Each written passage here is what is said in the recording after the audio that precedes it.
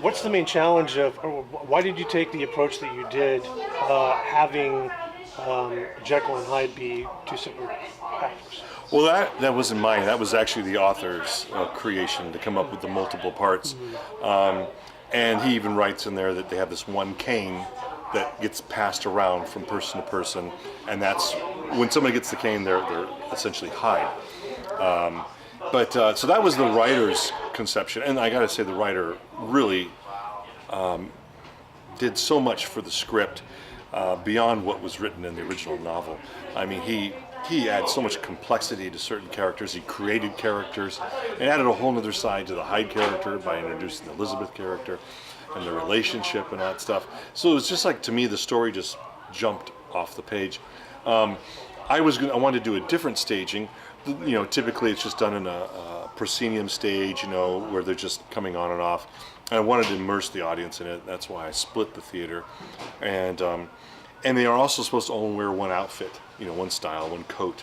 And I was like, no, let's dress them up in all this Victorian stuff and add some richness to it. And then I put the underscoring in there and the lights and stuff, and it just became this beautiful Victorian thriller. You find the open door,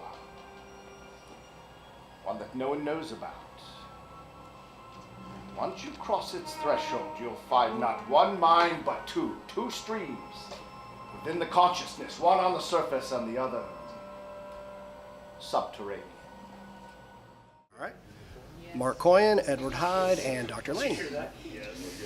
So my question is, playing the dark side of Dr. Jekyll, was that, they say that villains are more fun to play than the good guys. Absolutely. Was this meaty for you? Was this, what's it like being... Oh, yeah, absolutely. Being able to just play Hyde? Well, I mean, because I do get to play Lanyon, which gives me also the good guy Sure. kind of aspect. But yeah, playing the bad guy is always a lot more fun.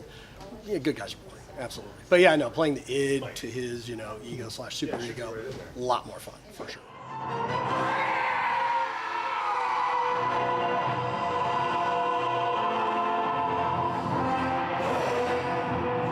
I'm Glenn Freese. I play Utterson, his Jekyll's solicitor, lawyer. This is my first time doing the show because this is the second time they've done the show. They did it about 2 years ago originally, and I was not part of it, but they had a hole to fill, and Brian asked me if I would play this part, and I can never say no to Brian. Well, you had to be very versatile because you were playing part of the kind of the Hyde character in a way. His psychology.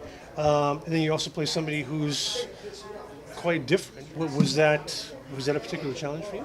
I don't think so. I don't think I've ever thought about that. It's just part of the script. You just you know, learn your lines. You learn how a scene works, the dynamics of a scene, everything like that. Then you learn to turn on a dime and become a character. Actually, in a sense, it's almost easier to go in a complete opposite way than it is to maybe change somebody more subtly. I don't know.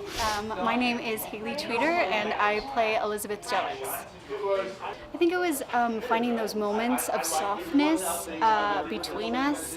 That was sort of the challenge, and as we started rehearsing, it was very rough and animalistic in the beginning, and then these moments just kind of organically started to happen where there was just tenderness and softness, and Hyde was always very sweet with her, and especially in the opening scene, he just sort of realizes that he's alone and she's not afraid of him for whatever reason, and that sort of softens him, and then she sees that and they have that back and forth, and it just turns into love for them.